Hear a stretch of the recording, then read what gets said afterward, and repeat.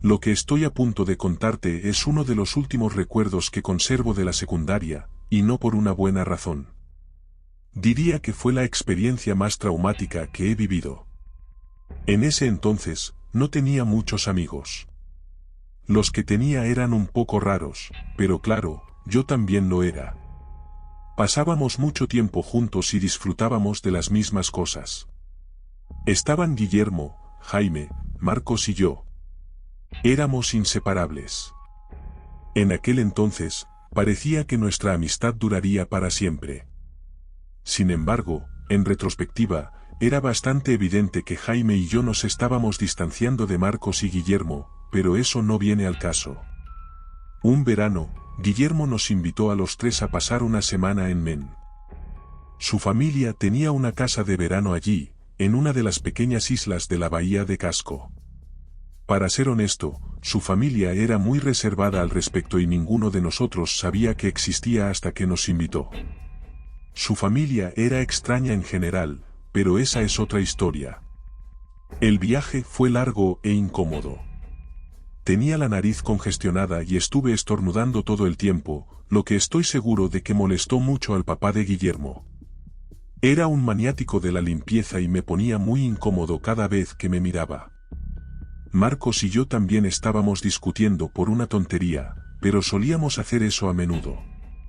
Tuvimos que subir el auto a un ferry para llegar a la isla. Esa parte fue realmente divertida. La casa era pequeña, pero bonita. Recuerdo sentirme desconectado de la realidad en esa casa. No puedo explicarlo realmente. Era como otro mundo en esa isla. Todavía siento que sería fácil para una persona perderse en esa casa, si eso tiene algún sentido. La isla tenía un aire realmente de ensueño. Todos se conocían, y la gente en la calle reconocía y saludaba a Guillermo cuando lo veían. Pasábamos la mayor parte del tiempo andando en bicicleta, una actividad que nunca nos aburría a nuestra edad. Me saltaré las cosas aburridas, de todos modos no las recuerdo todas. Al segundo día del viaje, no pude encontrar mi gorra del Barcelona por ningún lado. Estaba realmente molesto, ya que era un gran aficionado al fútbol y era una de las pocas prendas de colección que tenía. Guillermo dijo que creía que la había dejado en la playa, pero yo estaba casi seguro de que la había traído de vuelta. Recuerdo haber llorado con el papá de Guillermo, quien básicamente me dijo que lo superara y que no dejara que algo tan pequeño arruinara el viaje. Así que eso hice. Al día siguiente, después de un largo día de ciclismo, me di cuenta de que me faltaba uno de mis bolígrafos. Tenía una colección de bolígrafos en ese momento que llevaba a todas partes. Como dije, un niño raro. No podía recordar si había sacado ese bolígrafo específico de mi estuche, pero Jaime dijo que me recordaba sosteniéndolo en mi bicicleta. Estaba devastado. Para mí, perder un bolígrafo era como perder una extremidad. Así de serio era yo con ellos. Me negué a llorar de nuevo delante del papá de Guillermo, así que dije que no me encontraba bien y opté por pasar el resto de la tarde en la cama. Terminé durmiéndome muy temprano por eso, así que supongo que no debería haberme sorprendido cuando me desperté a las 3 de la madrugada y no pude volver a dormir. Estaba dando vueltas intentando volver a dormirme cuando me di cuenta de algo. Me quedé paralizado durante unos segundos para confirmar lo que estaba oyendo. Alguien estaba susurrando, casi inaudiblemente. Tuve que concentrarme mucho para poder oírlo. ¿Estaba soñando? No era posible. Intenté descifrar lo que decían, pero no entendí ni una sola palabra. Parecía venir de la cama de Marcos, la litera de arriba, frente a mí, pero no podía estar seguro. Esperé unos minutos, pero los susurros continuaron. Por alguna razón, me daba miedo decir algo o revelar que estaba despierto. Finalmente, bloqueé los susurros de mi mente y me quedé dormido. A la mañana siguiente, intenté olvidar lo que había sucedido la noche anterior. Sopesé la posibilidad de preguntar a mis amigos quién de ellos lo había hecho, pero decidí no hacerlo. Estábamos jugando a un juego tonto en el patio cuando Marcos dijo que tenía que ir al baño. Tardó un rato, pero eso era típico de Marcos. Tardaba mucho en hacer todo. Finalmente, eché un vistazo a la casa y tuve que mirar 2 veces. En una de las ventanas del segundo piso estaba Marcos, mirándonos fijamente. Pensé que estaba en el baño, pero fue entonces cuando me di cuenta. La casa de Guillermo no tenía baño en el segundo piso. Me giré para ver si Guillermo o Jaime se habían dado cuenta, pero ninguno de los dos estaba mirando.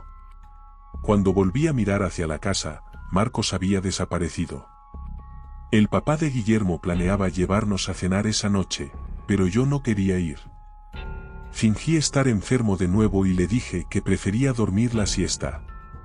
Me dijo que no había problema y que me traería algo. Mientras estaba acostado en la cama, me di cuenta de que no había manera de que me durmiera. Empecé a darle vueltas a las cosas en mi cabeza. No podía superar lo raro que era que Marcos nos estuviera observando a todos desde la casa, y los susurros eran aún más espeluznantes. No estoy seguro de que me impulsó a hacerlo, pero me levanté de la cama y empecé a husmear alrededor de la litera de Marcos. Me quedé boquiabierto cuando encontré mi gorra del Barcelona en su mochila.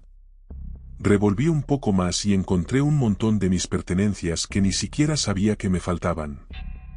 Había un cortaúñas que mi madre me había metido en la maleta, junto con mi cepillo de dientes de repuesto, y lo más perturbador, un par de mis calzoncillos.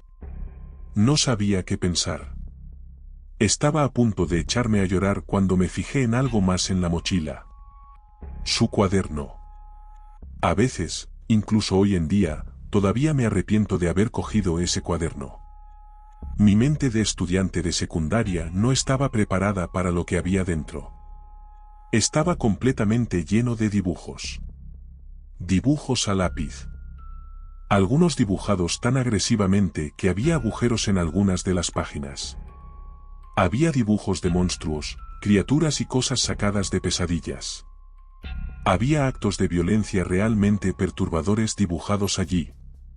Gente atropellada por coches, apuñalada, mutilada, torturada. Era enfermizo. Peor que enfermizo. Era demoníaco.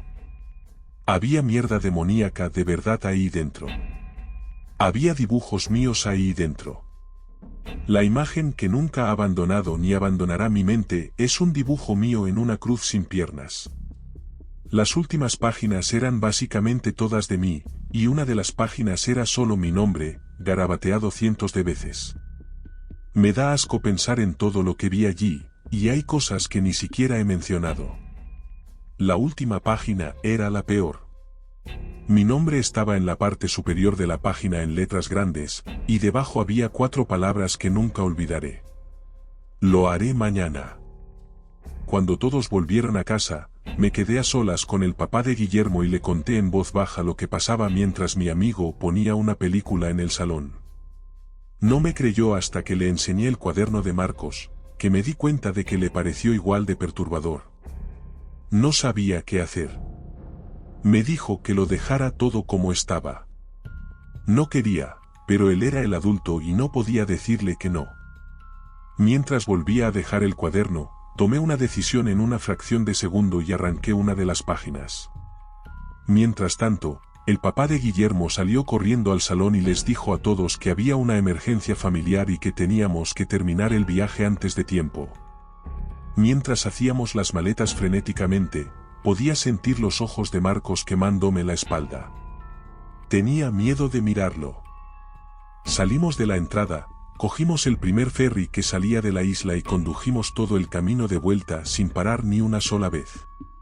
El papá de Guillermo dejó a Marcos primero, luego a Jaime. Jaime y Guillermo vivían en la misma calle, así que dejó que Guillermo bajara del coche con Jaime.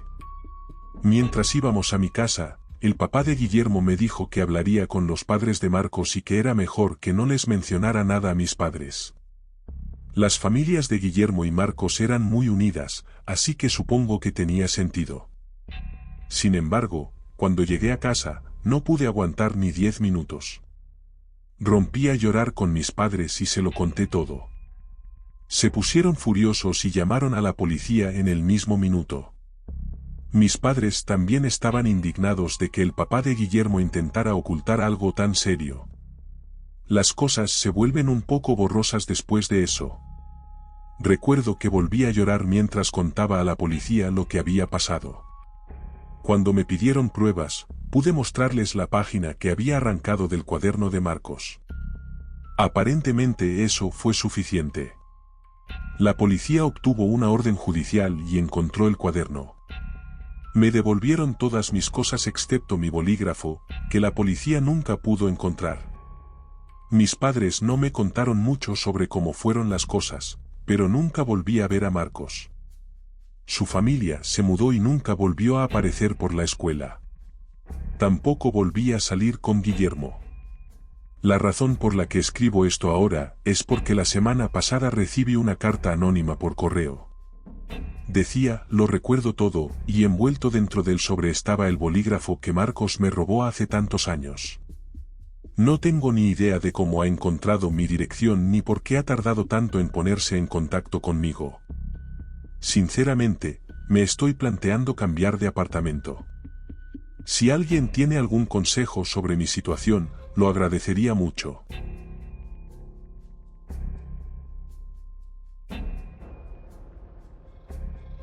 Esta historia está fresca en mi mente, ya que literalmente sucedió la semana pasada mientras escribo esto. Mi familia es rara. No entraré en detalles, pero básicamente todos son fanáticos de las armas, cazadores ávidos o ambas cosas. La mayoría de las familias se van de vacaciones en verano. La mía suele ir en invierno. Sin embargo, no vamos a las típicas vacaciones.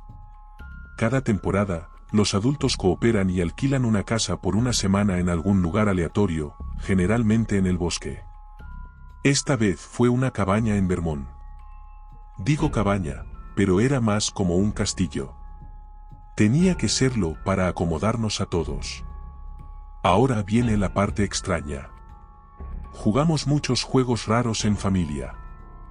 La mayoría de ellos implican disparar hasta cierto punto. Aquí está el más extraño. En la penúltima noche, todos los adultos se ponen ropa abrigada y se aventuran al bosque para un juego masivo de laser tag. Sé lo ridículo que suena esto, créanme. No soy ajeno a que la gente se aleje de mi vida por mi familia. El ganador de cada año puede reclamar un premio bastante decente y un montón de derechos para presumir. Además, jugamos con este conjunto de calidad industrial realmente genial que hizo mi tío Luciano. Él era el más entusiasta con todo esto. Las reglas eran simples. Era cada hombre por sí mismo, y la última persona marcada ganaba. Si quedaban varias personas para la medianoche, el premio se dividía. Una vez que te marcan, te dirigías a la fogata fuera de la casa. Una vez que la penúltima persona regresaba, todos disparaban al aire para avisar al último que quedaba que había ganado. Acababa de cumplir 18 años, así que esta era literalmente la primera vez que me permitían jugar. Mentiría si dijera que no estaba emocionado por jugar, ni siquiera por el dinero, sino porque parecía divertido. Cuando estábamos a punto de salir, Luciano se aseguró de que todos supiéramos cómo funcionaba el equipo y dónde guardar nuestros marcadores para que el juego fuera justo. Luego nos dijo a todos que pusiéramos un temporizador de 10 minutos en nuestros teléfonos para que supiéramos cuándo empezar. Entonces, sin previo aviso, se giró y corrió hacia el bosque, como si estuviera corriendo una carrera de atletismo. Mis parientes le siguieron, extendiéndose en todas direcciones. Me di cuenta de que la mayoría de ellos habían corrido cuesta arriba, así que pensé que ir cuesta abajo me daría una mejor oportunidad de durar más tiempo.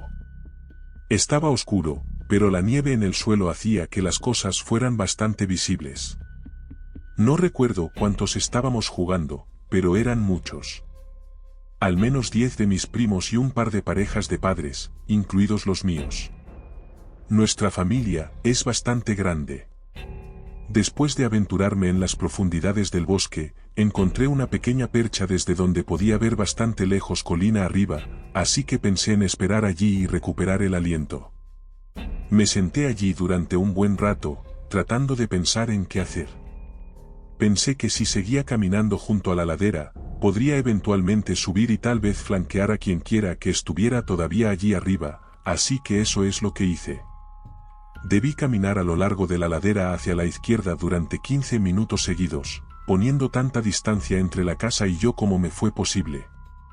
El tiempo realmente no era un problema, ya que aún faltaban unas 2 horas para la medianoche. Empecé a subir la cuesta. En ese momento oí un crujido muy débil sobre mi hombro izquierdo, en la dirección opuesta a la casa de mi tío.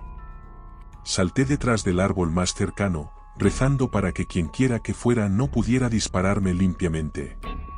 Después de unos segundos, miré en dirección al sonido, pero no vi nada. Y entonces, después de forzar la vista, lo vi. Un rastro de huellas muy tenue, casi imperceptible, a lo lejos, que conducía a un árbol grueso a unos 15 metros detrás de mí. Había alguien de pie detrás de ese árbol. Estaba seguro, y entonces me di cuenta, ¿por qué no me habían disparado? Estaba claramente a la vista, ajeno a su presencia, y estaban claramente tratando de acercarse sigilosamente a mí. Empecé a correr cuesta arriba esperando salir del alcance antes de que pudieran dispararme. Estaba a punto de volver a la derecha, hacia la casa, cuando me di cuenta de algo. Más a la izquierda había otro juego de huellas. Pero este era raro. Empezaba más adentro del bosque, venía hacia mí y volvía a adentrarse en él. ¿Había alguien flanqueándome incluso a mí? Tendrían que haberse adentrado más en el bosque que yo, lo que me parecía bastante difícil de creer. Antes de que pudiera seguir pensando, oí algo procedente de la ladera por la que acababa de subir corriendo. Sonaba como una persona cayendo en la nieve. Seguí corriendo, esta vez de vuelta hacia la casa. Saqué mi teléfono. Eran más de las 11. No podía creer que ya hubiera pasado 1 hora. Seguí corriendo y me topé con un rastro de huellas que se dirigía a la casa. Parecían frescas, así que aceleré el paso, con la esperanza de pillar a alguien con la guardia baja. Pasé una hilera de árboles y vi a mi primo Corvo caminando a paso ligero, pistola láser en mano. Me agaché y saqué mi pistola. Apunté a su marcador y este empezó a parpadear. Dio un puñetazo contra un árbol antes de negar con la cabeza y seguir hacia la casa. Sonreí, emocionado por haber conseguido una baja. Eufórico por la adrenalina, decidí tramar un plan para pillar por sorpresa a la persona que me estaba acechando. Corrí hacia adelante durante 1 minuto más, luego retrocedí hasta que pude saltar con seguridad detrás de un árbol sin dejar un rastro evidente. Era impecable. No había forma de que nadie que siguiera mis huellas supiera que me escondía allí. Mientras esperaba allí, mis marcadores empezaron a parpadear de la nada. Estaba cabreado. El rayo procedía de donde yo acababa de estar. Definitivamente era quienquiera que me estuviera acechando. Me puse de pie, esperando que quienquiera que me acabara de disparar apagara su láser. Pero no lo hicieron. El rayo permaneció fijo en mí, lo que en realidad empezó a ponerme nervioso. Parecía como si se estuvieran burlando de mí. Quería saber quién había estado detrás de mí todo el tiempo, así que empecé a caminar en dirección al rayo. Nunca dejaron de apuntarme con su láser, incluso cuando empecé a acercarme. Todo lo que pude ver fueron sus manos. El resto de su cuerpo estaba de pie detrás de un árbol. En ese momento, oí una ráfaga de disparos detrás de mí, haciéndome saltar. Me quedé helado. Imposible. Debía haber ganado. Corvo debía haber sido la última baja. Pero entonces, ¿quién demonios me mató? Seguí mirando fijamente el fino rayo de luz que seguía apuntándome, y entonces la persona que sostenía la pistola láser salió de detrás del árbol. Era un extraño. Peor aún, eran 2, uno al lado del otro. En ese momento, oí un crujido detrás de mí.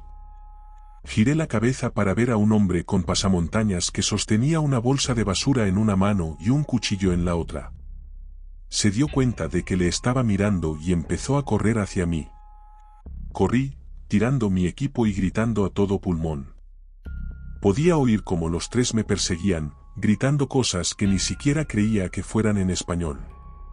Pasé corriendo junto a los árboles y corrí tan rápido como pude por la nieve, rezando a Dios para no tropezar. Me estaban alcanzando. No quería darme la vuelta, pero sabía que los tenía pisándome los talones. Por fin, pude ver las luces de la casa a lo lejos. Seguí gritando y corriendo, sintiendo que las piernas me fallaban. Estaba tan cerca del claro, y fue entonces cuando vi a Luciano corriendo hacia mí, rifle de caza en mano. Apuntó por encima de mi cabeza y disparó 3 tiros al aire. Oí como el que estaba detrás de mí tropezaba antes de volver corriendo al bosque. Me desplomé a los pies de Luciano, desesperado por respirar. Literalmente me desmayé de agotamiento allí mismo en la nieve. La mañana siguiente fue dura. Mi tía explicó que había tropezado en un momento dado durante el juego y que luego se dio cuenta de que se le había caído la pistola láser, lo que explicaba cómo los tipos del bosque tenían una. Corvo había eliminado a 6 de mis familiares antes de que yo lo encontrara, por eso estaba tan disgustado cuando lo alcancé. Resultó que él era, en efecto, la última baja. Luciano y mi padre habían salido corriendo al bosque con sus armas, pero no pudieron encontrar nada.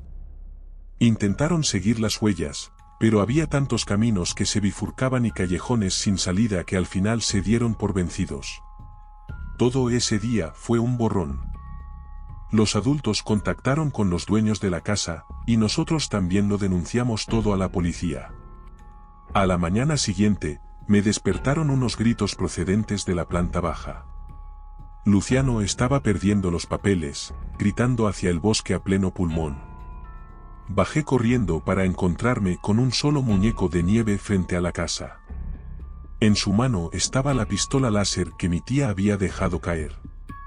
Luciano disparó unas cuantas balas a la cabeza del muñeco de nieve antes de gritar algunas amenazas más y entrar en la casa como una furia.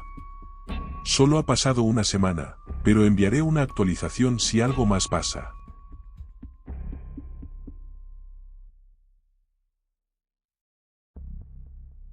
Cuando estaba en la universidad, no podía permitirme las extravagantes vacaciones de Semana Santa, a Cancún a las que iban todos los de las fraternidades. Por eso, pasé mis primeras 3 semanas santas en el campus, lo que en realidad no me importaba demasiado. Sin embargo, cuando llegó la Semana Santa de mi último año, me di cuenta de que era básicamente mi última oportunidad de vivir la experiencia que me había estado perdiendo. México seguía estando fuera de discusión, ya que tendría que pagarlo todo yo mismo. Al final, mi novia Alicia encontró un Airbnb a un precio decente que sonaba bastante atractivo. Pensamos que podríamos convertirlo en una especie de escapada romántica, así que invitamos a su mejor amiga Laura y a su novio Carlos. Estábamos todos súper emocionados, ya que nunca habíamos ido de vacaciones juntos. El lugar que habíamos elegido no era el típico Airbnb de Semana Santa. Estaba en una zona boscosa muy aislada en el condado de Lago, California. Tenía jacuzzi, chimenea, un tocadiscos antiguo y algunas colchonetas para observar las estrellas al aire libre. Era perfecto. El lugar estaba a unas 2 horas y media de distancia, así que haríamos un viaje agradable y relajante. Por desgracia, Carlos conducía un Mini Cooper muy pequeño, lo que significaba que las chicas tenían que ir apretadas en el asiento de atrás. La verdad es que era bastante inseguro con su coche y se molestaba cuando alguno de nosotros hacía algún comentario al respecto, lo cual era bastante gracioso. Por muy horrible que fuera ese coche, era descapotable, lo cual era genial. Llegamos alrededor de las 8 de la tarde, cuando ya estaba completamente oscuro. No voy a mentir, el lugar daba un poco de miedo a esas horas de la noche con todas las luces apagadas. Y cuando digo que estaba en el bosque, lo digo en serio. Los árboles bloqueaban la vista de todas las casas vecinas menos una. La primera noche fue muy tranquila. Nos quedamos junto a la chimenea con una botella de vino y jugamos a algunos juegos de mesa. Queríamos meternos en el jacuzzi, pero Carlos se quejaba, así que no lo hicimos. La verdad es que estaba bastante malhumorado por alguna razón, pero todos asumimos que tenía algo en mente. La segunda noche fue mejor. Convencimos a Carlos para que se uniera a nosotros en el jacuzzi para jugar a algunos juegos de beber. El jacuzzi estaba conectado a la parte trasera de la casa, pero dentro de su propia habitación, cuyas paredes eran solo mosquiteras. Estábamos jugando a Yo Nunca, con la música a todo volumen, pasándolo en grande. Todos estábamos un poco contentos a esas alturas. Y justo entonces, un destello de luz brillante iluminó la sala del jacuzzi. Si hubiera estado lloviendo, habríamos asumido que eran relámpagos, así de brillante era. Rápidamente apagué la música, y los cuatro nos miramos, nerviosos por decir algo. Salí silenciosamente del jacuzzi y me dirigí desde la sala del jacuzzi hasta la terraza trasera. Miré hacia el bosque, pero estaba demasiado oscuro para ver nada. De repente, empecé a oír un chasquido procedente del bosque. Unos segundos después, oí otro desde una dirección diferente, y luego comenzó un silbido. Los sonidos continuaron, chasquidos y silbidos desde demasiadas direcciones para poder seguirlos. Grité a Carlos y a las chicas que corrieran dentro, y los seguí hasta la casa. Los cuatro nos acurrucamos en la sala de estar, sin saber qué hacer. Pensé que tal vez era una broma pesada o alguien que se metía con nosotros, por eso no llamamos a la policía de inmediato. Sin embargo, unos minutos después, alguien empezó a golpear la puerta principal. Las chicas estaban histéricas, así que le dije a Carlos que llamara a la policía mientras yo cogía el cuchillo más grande de la cocina, listo para proteger a todo el mundo si llegaba el caso. Grité con voz grave que tenía un arma, lo que obviamente era una mentira. Los golpes cesaron. Carlos dijo que la policía estaba en camino, pero allí, en medio de la nada, podrían estar a kilómetros de nosotros. Esperamos en silencio durante unos minutos. Fue el momento más tenso de mi vida. Justo cuando pensábamos que la pesadilla había terminado, una de las ventanas del salón se hizo añicos. Alguien había tirado una piedra enorme a través de ella. Las chicas gritaron y les dije a todos que corrieran arriba y cerraran la puerta con llave. Me quedé abajo, preparándome para una pelea. Por algún milagro, nadie entró corriendo por la ventana. Al final, corrí a inspeccionar la ventana y me di cuenta de que había un trozo de papel pegado a la roca que habían tirado. Garabateado con tinta negra estaban las palabras: váyanse, no deberían estar aquí. La policía llegó poco después. Se hizo un registro exhaustivo de la propiedad. Por supuesto, no encontraron nada. Pero nosotros no nos quedamos a esperarlos. Hicimos las maletas y nos fuimos esa misma noche. Los anfitriones de Airbnb acabaron devolviéndonos el dinero, aunque se negaron a hablar de la situación. Mi novia cree que hay algo que el dueño no nos contaba. Quizá tenga razón. Supongo que eso podría explicar por qué el lugar era tan barato. Sea como sea, no creo que me vaya de vacaciones ni use Airbnb en un futuro próximo.